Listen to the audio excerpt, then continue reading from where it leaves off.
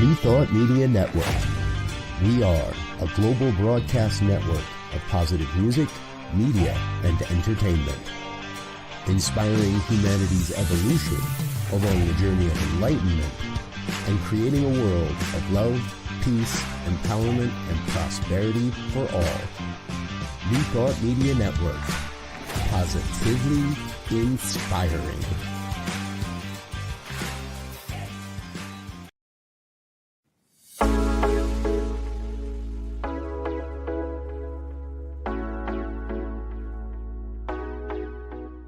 What if the person you think you are is just a fraction of who you truly are?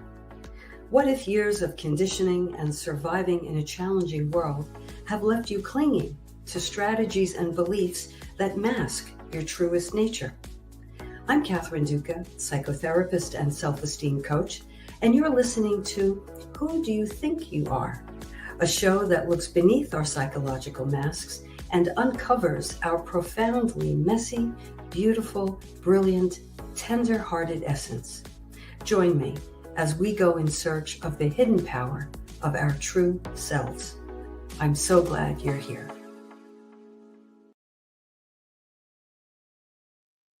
Yes, I am. I am so glad you're here. Welcome. Welcome to Who Do You Think You Are? This is a podcast that teaches you how to have the highest regard for yourself, how to live from a place always of self-respect and self-love, and how to make yourself a priority in your own life.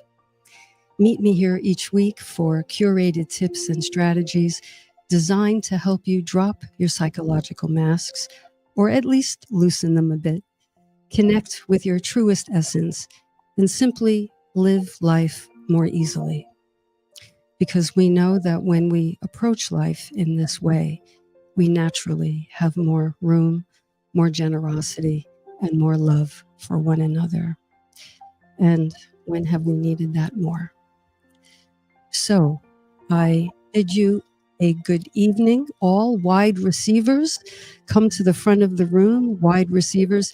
If you were with me last week on Super Bowl Sunday, you know that the theme was be a wide receiver in your own life. Don't just be a wanter. Don't just be a striver, but allow yourself to have the goodness that is all around us, even amid the turmoil that we see, amid what is darkness in this world. There is love, there is abundance, there is goodness all around. So let's all be wide receivers in our lives, and during this conversation, meet me here with an open heart and an open mind. Welcome. So tonight we're going to play double dutch because I'm going to do my best to weave together two currents, if you will, two themes. And one was inspired by one of my clients this week, and it was the title of my newsletter. Incidentally, if you'd like to get my newsletter, just simply email me, Catherine@catherineduca.com, and just put "add me" in the subject line, and I'll know what to do, and you will receive a copy of my newsletter every Sunday morning at 5 a.m. Rise and shine.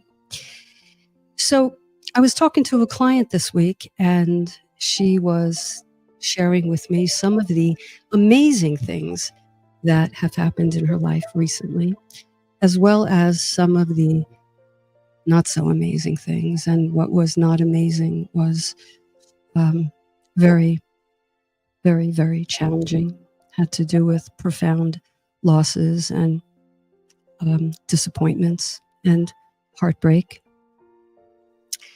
And she said at the end of the conversation, she said, oh, we ought to make a new plaque.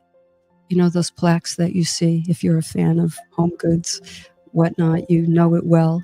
Live, laugh, love. Well, she said someone should make a new plaque. Live, laugh, hurt. Live, laugh, hurt. And I thought to myself, oh, that's a podcast title. and a conversation to have. Live, laugh, hurt. Why? Because hurt is kind of the umbrella term for when life doesn't go the way we want it to go, when we experience setbacks or disappointments or regrets or losses. And who doesn't? This hurt is a part of life.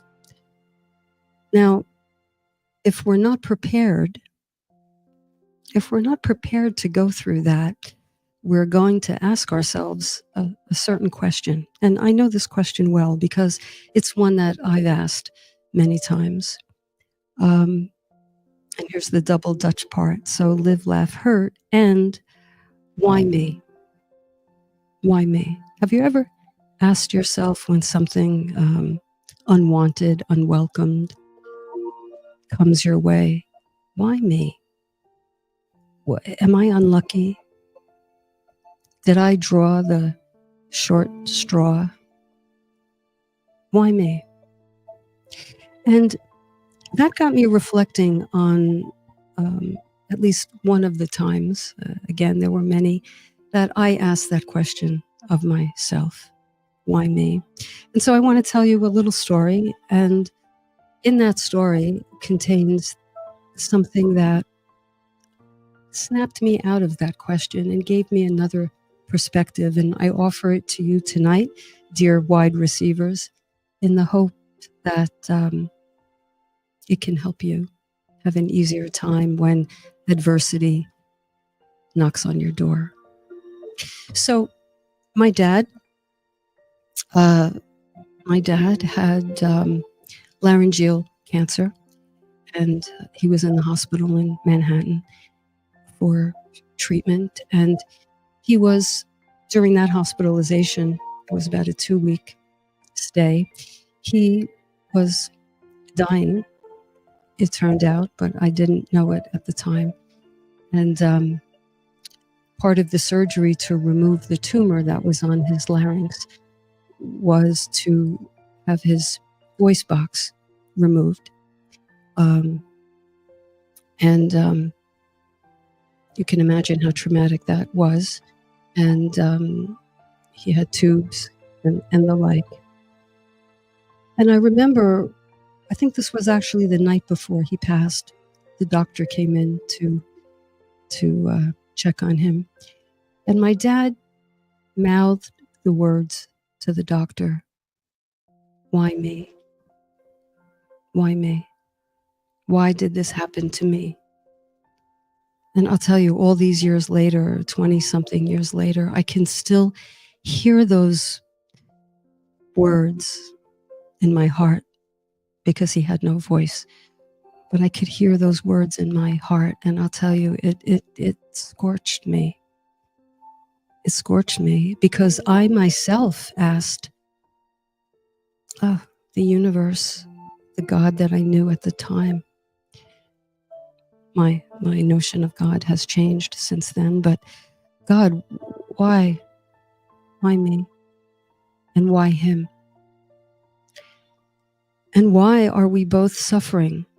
He's suffering in the most obvious way. And I was anguishing to watch him and feeling so helpless. And it was just a time in my life I'll never forget. So I was, why me, you know? And the doctor said to my father, he said, John, you know, we all get a turn. We all get a turn. He said, and someday it's going to be my turn. And he said, I'm not going to say, why me? I'm not going to ask that. He said, I'm going to say, why not me? Why not me? And I'll tell you, this hit me like a slingshot to my consciousness when he said, I'm not going to say why me, I'm going to say why not me, because I suddenly realized in that moment that to other people who are hurting and in pain and suffering, I'm the other person. I'm the other person. And dare I say, you out there listening, you are the other person. So when we ask ourselves, or ask whomever, why me?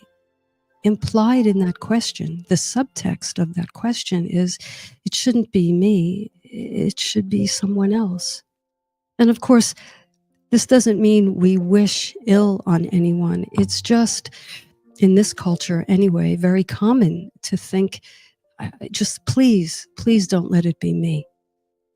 But if it has to happen to someone, then it has to happen to someone else. And you and I are the other someone else.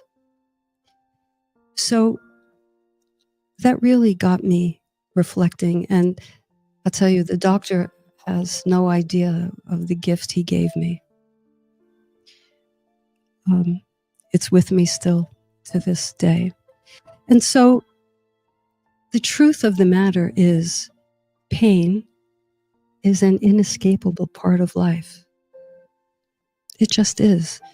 We'll all experience pain in the form of disappointment or loss or regrets, mistakes, regardless of how hard we try to avoid it. In essence, I think a pain-free existence is one part illusion, one part myth, one part fantasy. I like to say it's all blended into an unrealistic, suffering-induced smoothie, And that loop contributes, if not directly causes, our suffering. So pain, I believe, is inevitable, but suffering is not. And I'll expound on that. But my message for tonight is that sometimes things just hurt. Sometimes we just have heartache. And if we can accept, this is not to say like, but if we can accept that hurt is an integral part of life, we maybe then can find a sense of comfort and liberation. Why do I say that? That sounds like a contradiction. How can leaning into pain bring us comfort and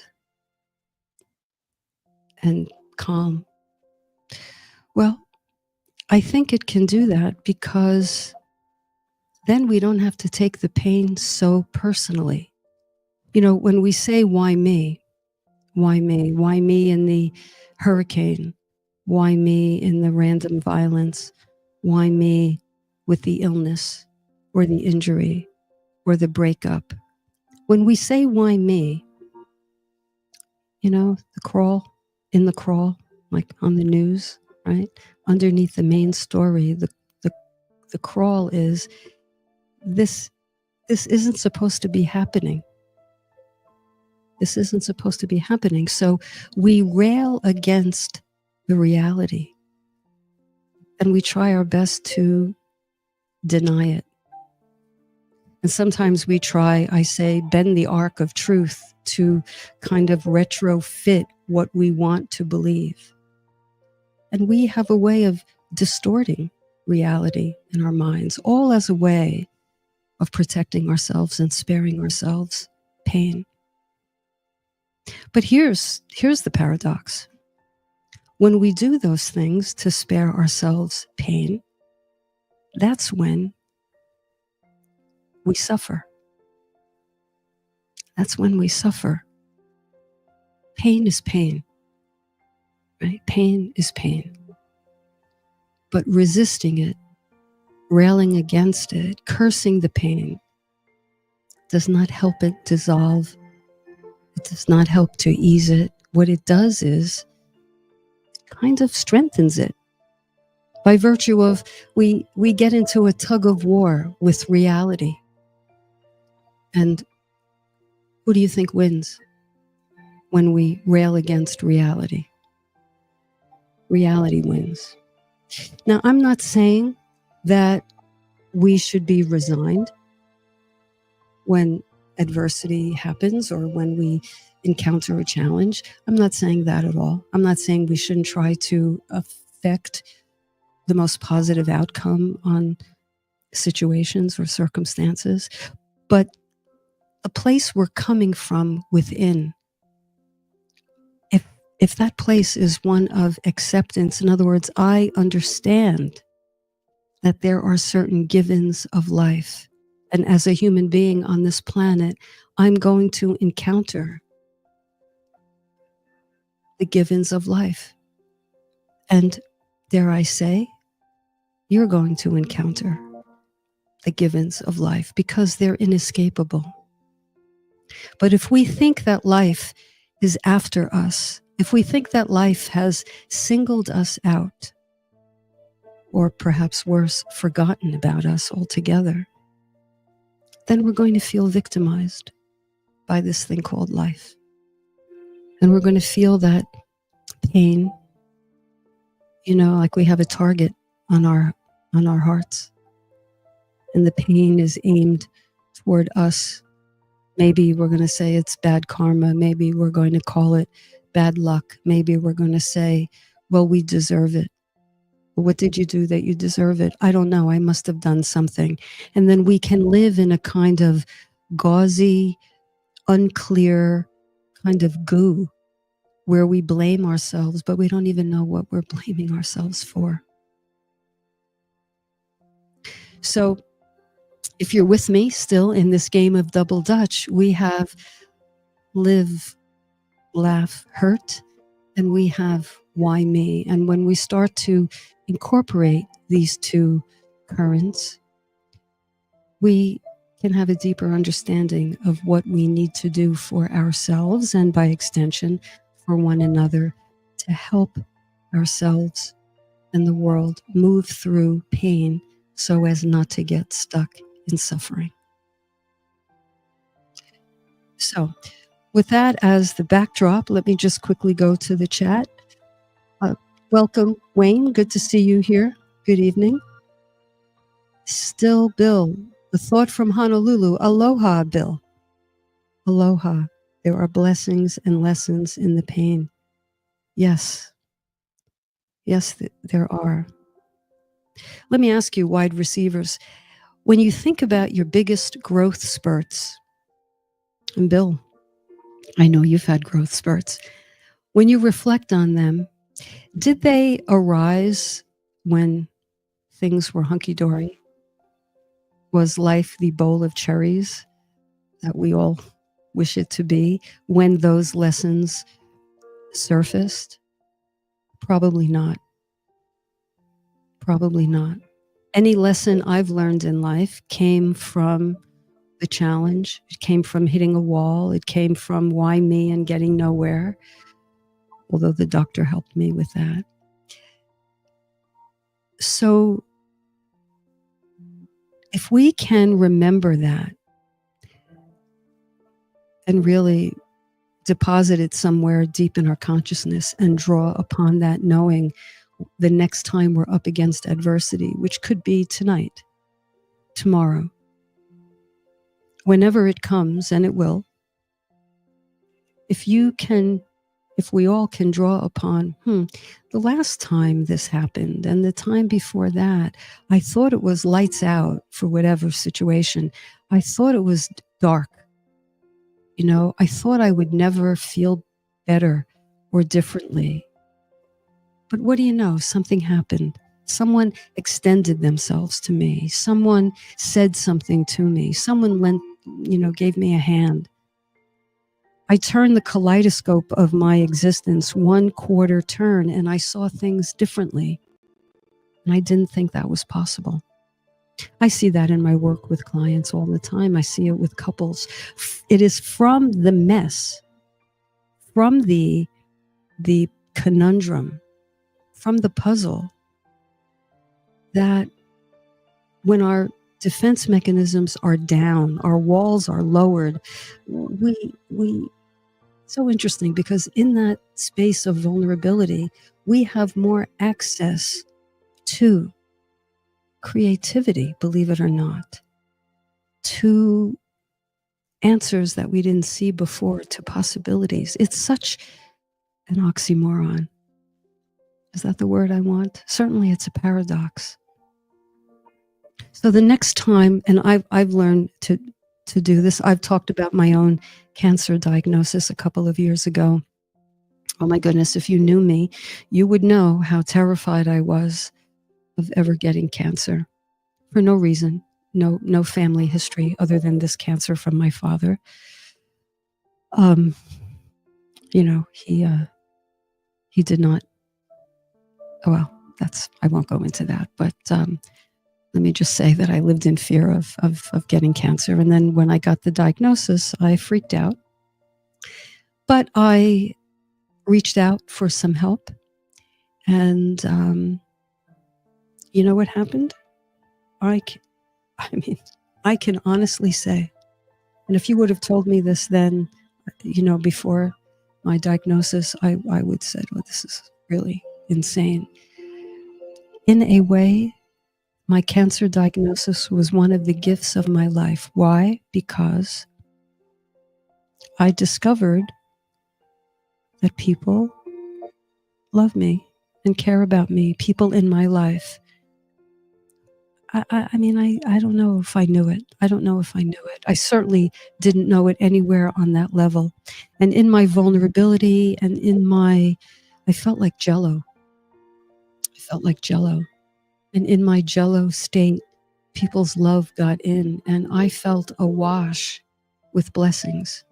It was truly a miracle in my life. Truly a miracle. So I hold that as an anchor in my life, because I know there'll be another challenge somehow, someplace. And I'm going to reflect on that. You see, what had the appearance of doom actually was a gateway to something quite beautiful. So perhaps you can look back and recognize that in your life. It's something to think about going forward. Things that have the appearance aren't always the way they remain. So thank you. Thank you, Bill. Leandra, welcome all the way from Knoxville. What has helped me is when life gets tough is to begin to think these things are happening for me, not to punish me, but to expand me. I love that word, to expand me. So that's happened for you too, Leandra. I'm so glad.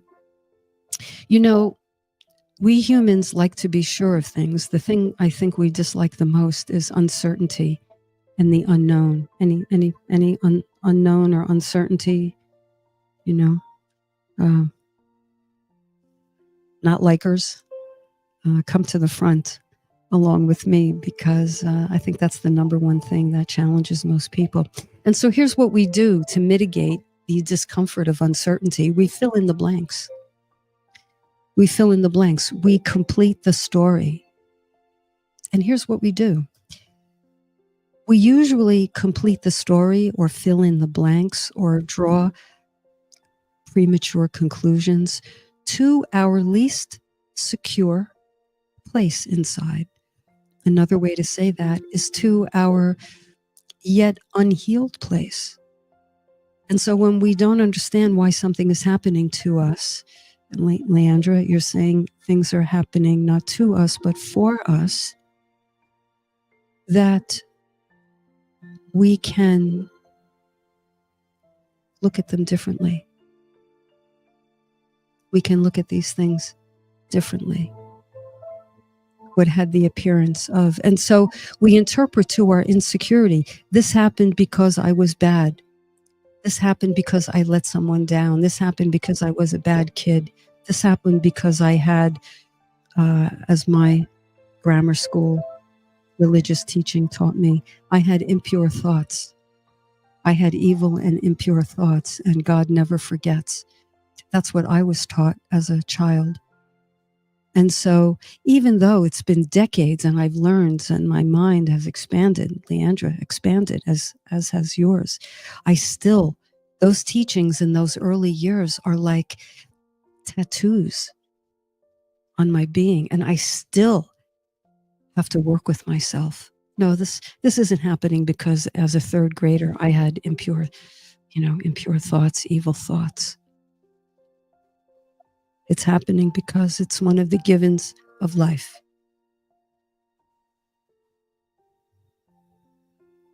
It's happening because that's part of the human condition. So I'll take one more comment before the break. Claudia, welcome, Claudia. Good to have you here. Life is full of ups and downs and can be unpredictable and confusing. Absolutely. The struggles, especially the ones you overcome, leave you feeling stronger. They're like little tests that you need to endure. I think so too. Unpredictable and confusing. But if we trust that there's another side, that if we can suspend our interpretations that go to our insecurities, and we can say, what is this thing in my life trying to teach me? Or what is it asking of me? What is it asking me to do, to adopt? Or what is it asking me to release or let go of? What is my quarter turn of the kaleidoscope? What does it mean to me? And you're right, Claudia. Each time we persevere, we deposit something in the tank. Last week, I spoke of agency. Agency is our right, our ability to make choices, to make decisions, to look at things, in our own terms, and to trust our competence, and to feel deserving of goodness. This all goes into agency. And if we can trust ourselves that we can move through, because life, all of life, moves. It's all energy. It's all dynamic. Life is not a portrait or a still life. So it all comes down to our perception. Can we have the perception that Claudia and Bill and Leandra are saying? Let's consider doing that. Hi, Patricia, one more. Sounds like you let yourself be a wide receiver. Thus, you were able to realize how loved you were. Yeah, it turned out that way. It did turn out that way. I felt better. I felt more grounded. I felt blessed. I was a better psychotherapist, because when we're in our pain, not in our suffering, which is railing against pain, when we're in our pain, we are that jello, we're accessible, we're reachable, we can touch, someone can touch us. And I was less defended at that time. And I tell you, in the best way. Now, my job, my personal job, my mission, I've decided to accept it, is to not have to have a diagnosis or a hardship bring me to that point. I want to tell the universe, thank you, universe, for the lessons so far. I can take the wheel. And I can know that I am loved. I can know that I am worthy of receiving. I can know that. Thank you for the leg up with the cancer thing. I appreciate that. I don't know that I've learned everything. I don't think I have, but I've got that one covered. And I still walk around with that love within me, with the knowledge that I'm loved. So there you have it. Why don't we take all of this and the contributions here? Why don't we digest, get a beverage or something, take a moment, go to a break, come back. I'll talk about some of the givens of life. And then if there's time, I'll answer a listener's question. You're listening to Catherine Duca. Who do you think you are on New Thought Media Network? Stay with me.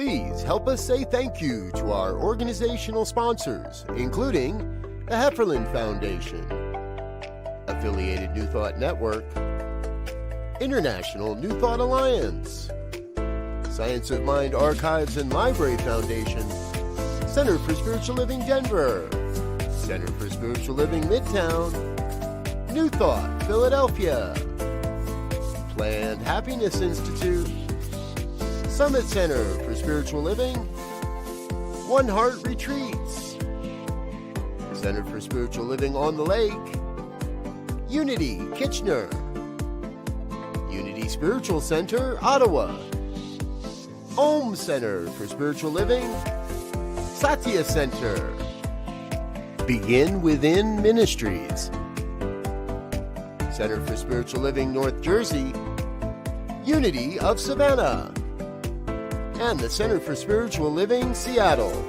as well as all of our individual donors. Thank you for being part of the New Thought Media Network. Please like, share, and subscribe. New Thought Media Network, positively inspiring. New Thought Media Network is on the rise. We're looking to grow with you. Do you have technical media experience or perhaps a desire to learn? Are you willing to volunteer your precious time and attention? We share this message to benefit all. If you possess a computer with a camera and a microphone, we will share our knowledge with you. Behind the scenes or being the star, let us bless our one. Contact us at info@ntmedia.org.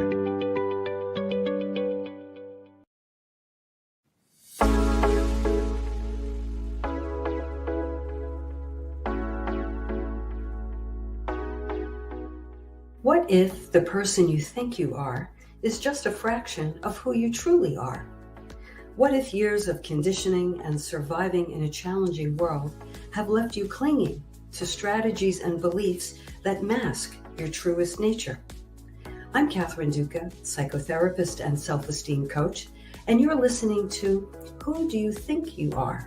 A show that looks beneath our psychological masks and uncovers our profoundly messy, beautiful, brilliant, tender-hearted essence. Join me as we go in search of the hidden power of our true selves. I'm so glad you're here. And we're back. Welcome. If you just joined us, you're listening to Who Do You Think You Are? You probably know that, though.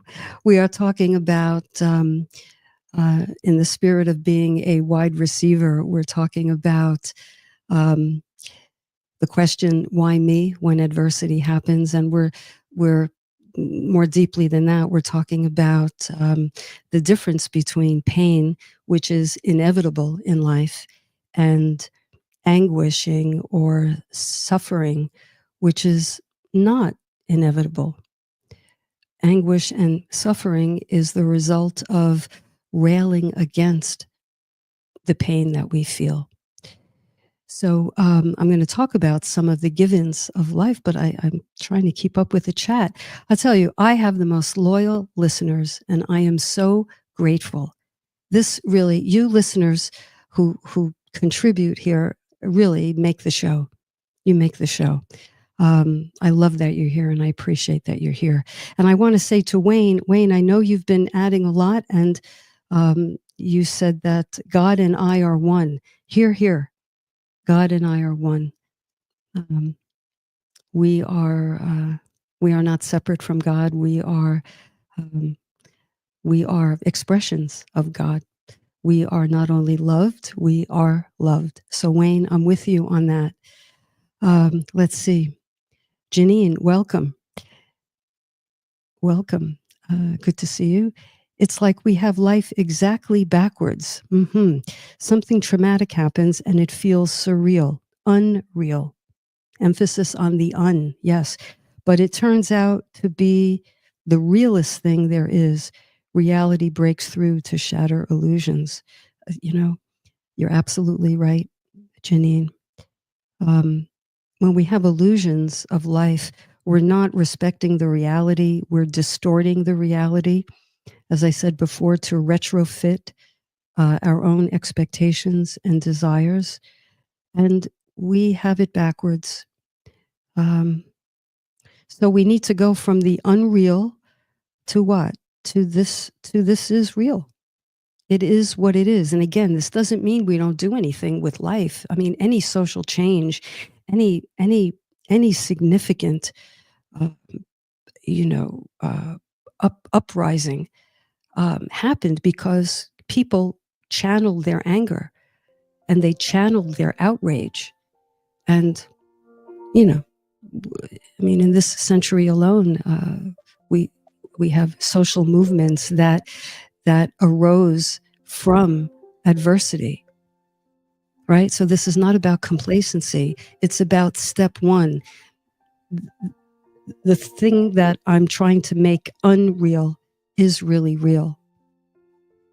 What I know is happening is really happening.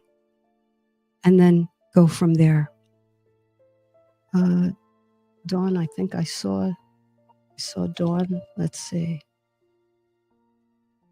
Dawn, did I see? All these comments bring to my mind resilience building.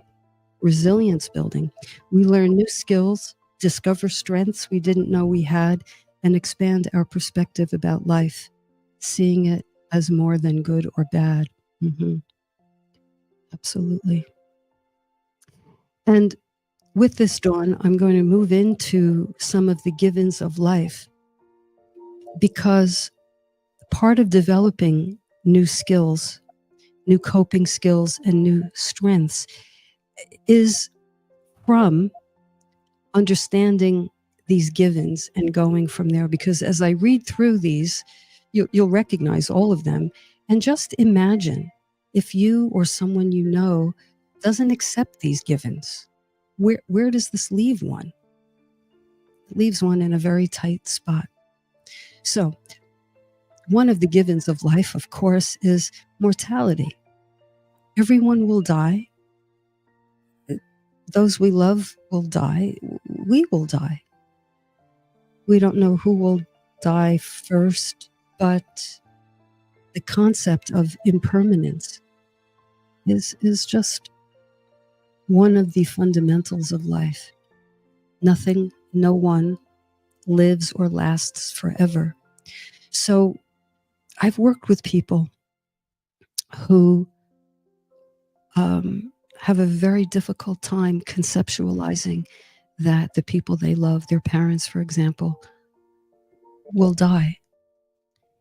And if you can't accept that, or you can't accept some of the other givens, aging and vulnerability, if you can't accept that, then what do you do when that's right in front of you? What do you do when that's right in front of you?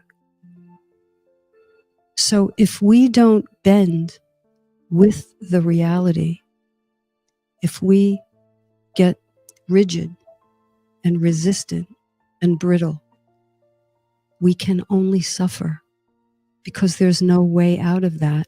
There's no way to work with that. So mortality, impermanence, uncertainty. Life, as Claudia said, life is up and down. Life is unpredictable. Unexpected, unwanted, unwelcomed events will happen in life. It's part of life. As is live and laugh. Hence my client's notion to make a new plaque, because life is the amalgam of the good and the bad. Thank you, Dawn. If we only have two columns within which to put all of life, all the complexities, all the nuances, all the layers, if we only have black or white, good or bad, yes or no, we're going to really struggle. We're going to really struggle. So change, disappointment. If you live long enough, you have to make mistakes. If you don't make mistakes, you're not living. You're not in the game of life. So we have to accept these as parameters of this life that we are a part of. So I hope that I've begun to map out a framework within which to look at hardships, things we might call negative, and even pain, right? Even pain. So let's see, chat. Okay, I think we're all good here. So let me know if you're still with me in the chat. Let me know how this is resonating. Let me know, whenever I share my thoughts, I always like to know what your yeah buts are. Yeah, that sounds great, but yeah, I hear what you're saying, but can't do it. Too hard. I'm too scared. What if? So let me know if any of those things are going on with any of you, if you care to enter in the chat. We have some time, so I'm going to go to a question. I think I may have touched on this a little bit, but I'm gonna do it again. So, by the way, while I'm looking for the question, I want to acknowledge you. There's a great show on right now. It's the anniversary show of Saturday Night Live, and it looked like a really great show. And so if you have decided to be here with me instead of looking at that show, I thank you.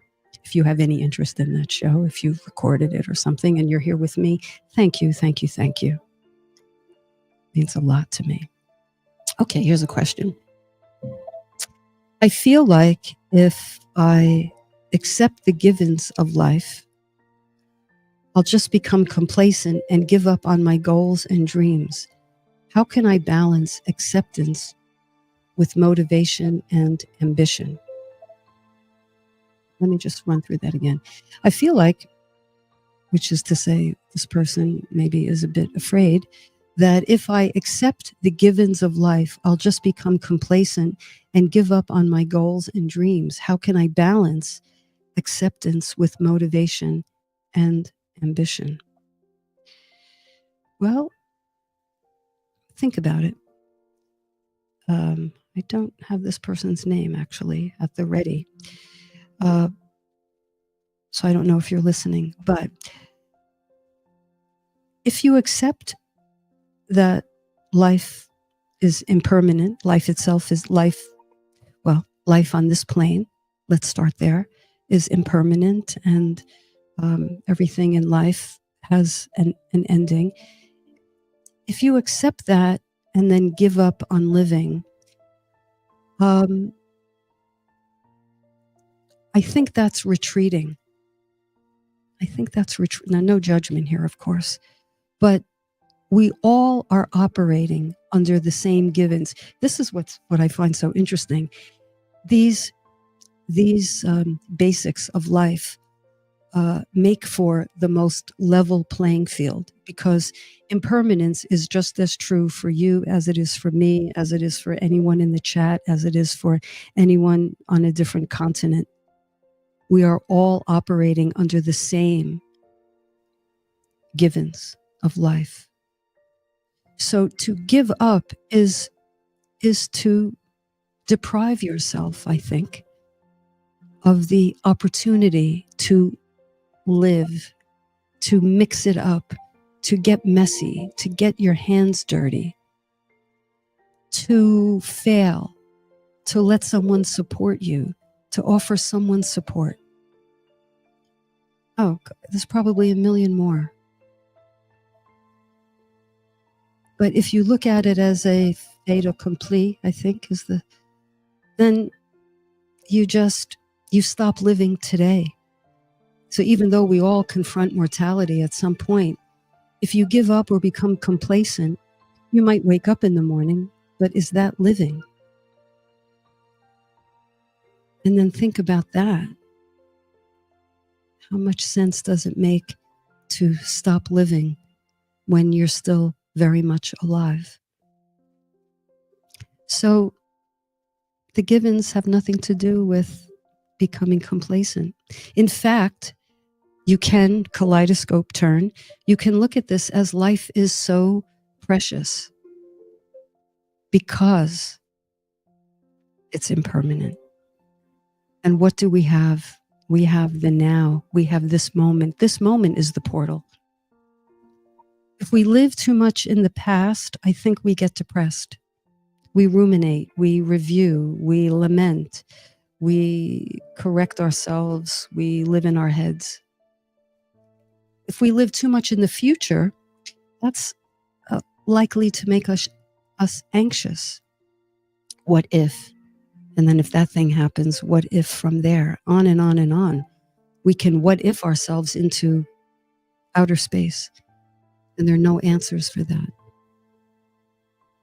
And I mean, it'll keep us busy.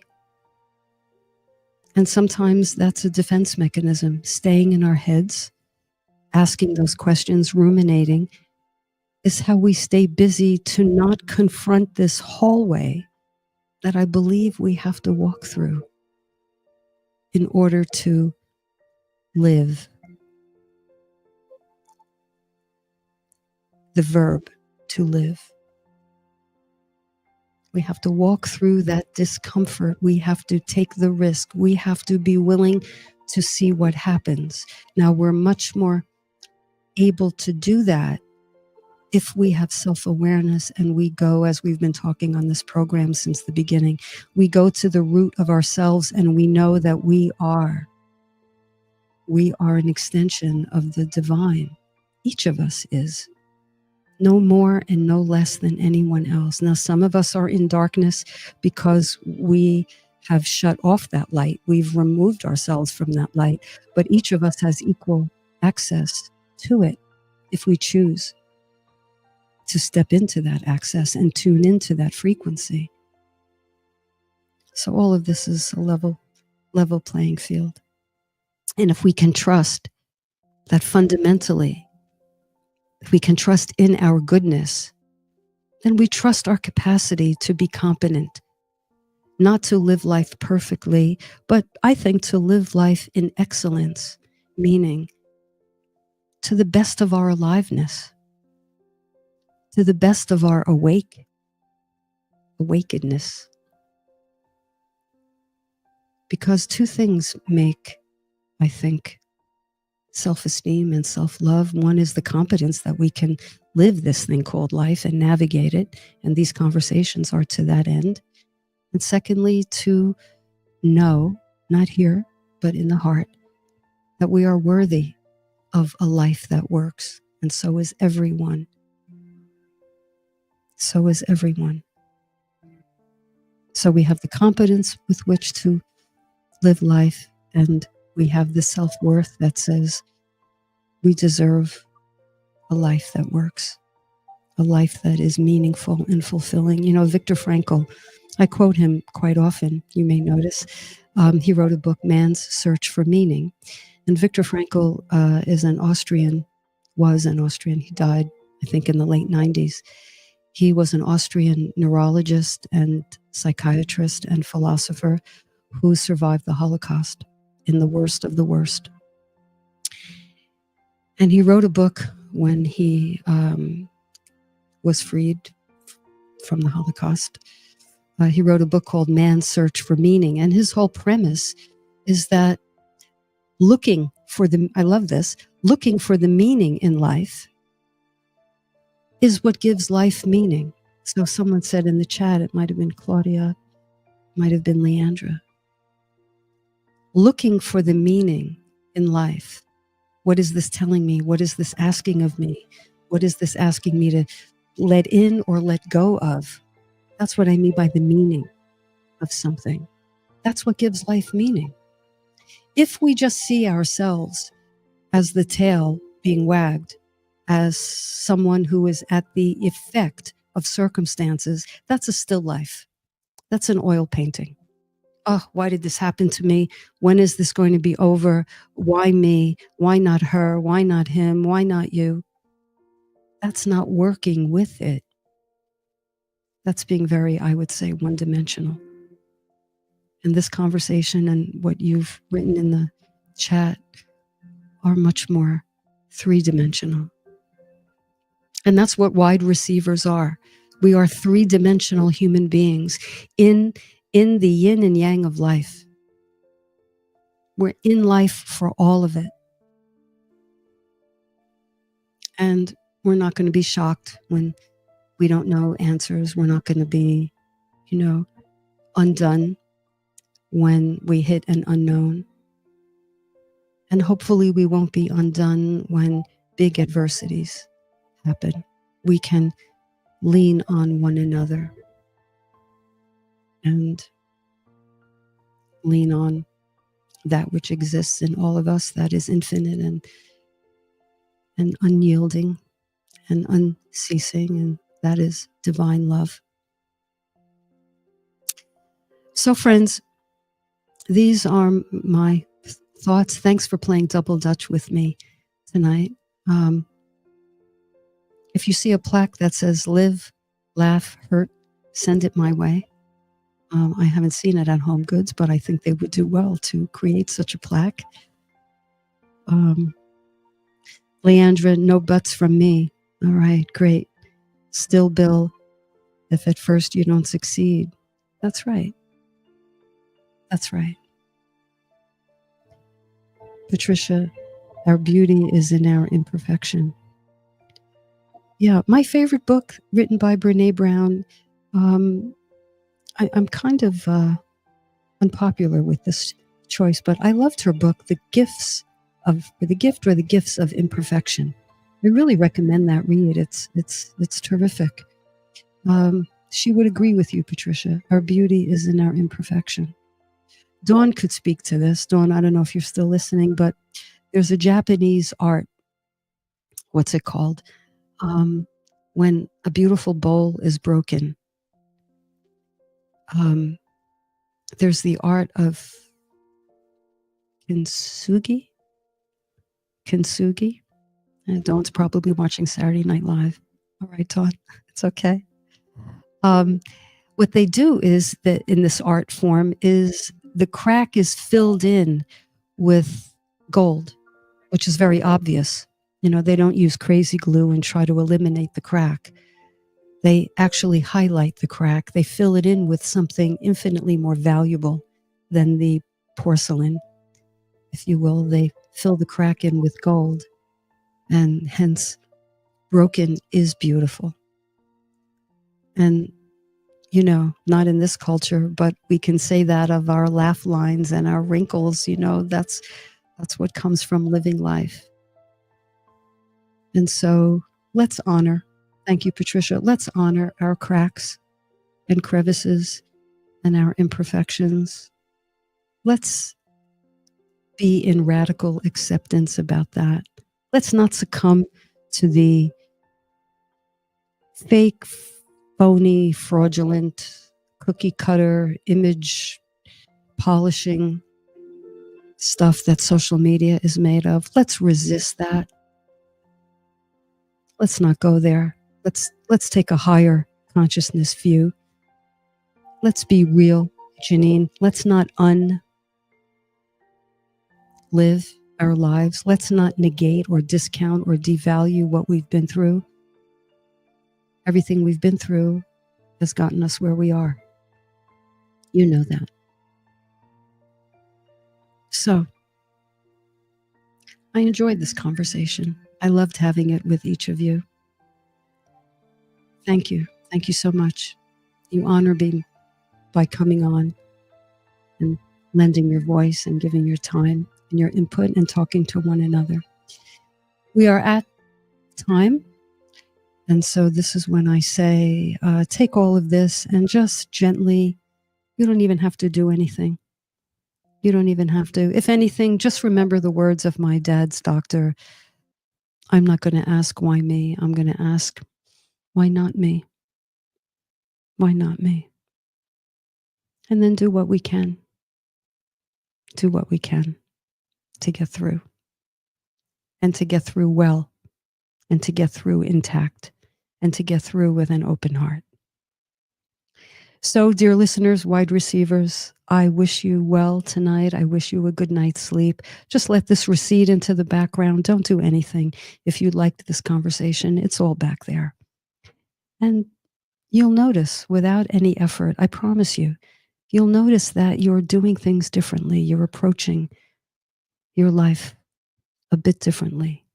Small but significant noticings. Enjoy them and come back and tell me.